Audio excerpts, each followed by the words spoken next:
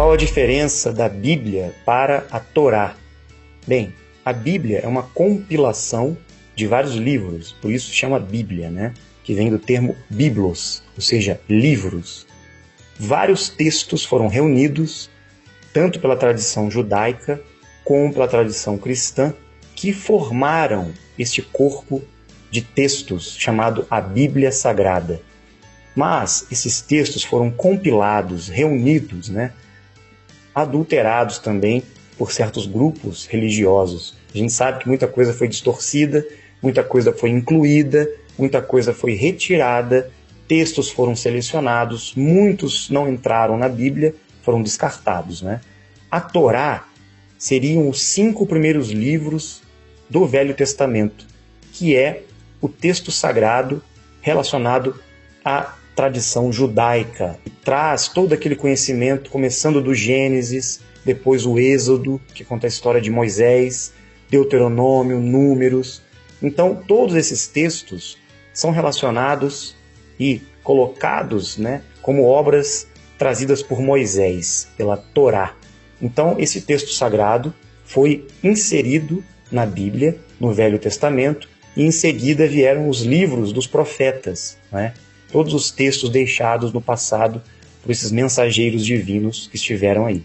Depois vem o Novo Testamento, que são os evangelhos, né, os 4 evangelhos, e as cartas dos apóstolos e outros textos complementares, como o Apocalipse, por exemplo. Então a gente sabe que muita coisa foi manipulada nas tradições antigas, né, nos textos sagrados ocidentais. Por isso que é importante a gente buscar estudar, né, pesquisar a origem da tradução, a origem dos textos, qual é a escritura sagrada de cada grupo: islamismo, judaísmo, cristianismo, hinduísmo, budismo, entre outras tradições do mundo.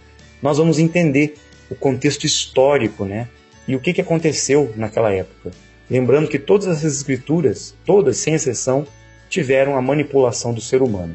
Mesmo aquelas orientais que dizem que não foram adulteradas, né? Que passaram de geração em geração pela tradição oral, pelos discípulos, né? Mas teve sim um pouco de distorção. Até porque os Anunnakis fizeram questão de se infiltrar, né, em muitas religiões, manipularam a história e colocaram-se como deuses, né? Misturando as mitologias com a presença deles, como se eles fossem os mensageiros. E muita coisa nas escrituras sagradas diz respeito aos Anunnakis e não aos mensageiros que viriam trazer conhecimento para a humanidade. Então a gente tem que saber discernir entre o real e o irreal dos textos sagrados, né?